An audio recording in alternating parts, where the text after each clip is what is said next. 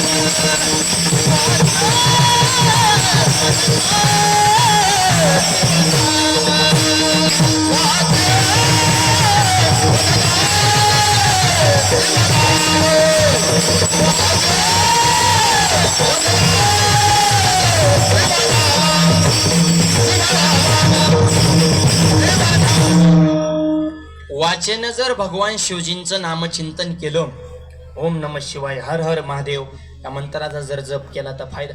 तयान बाधी क्रोध काम, काम आणि क्रोध याची बाधा होत नाही. काम आणि लहान मुलं शांत बसा बरं तुम्ही माग. हा, ही बारकालीला ये चित्रे असते. मी लय भेटतो त्यांना काय महाराजांनी फिराच पडले ते गप्पून बोलत येत. या कीर्तनात कालवा करायचं म्हणून बोलू नको ते मला तुम्हीच बोलू नका. आता म्हणलं मला बोलायला का म्हणे बोलू लय. एका प्रश्नाचं उत्तर द्या, लय कीर्तन करता तर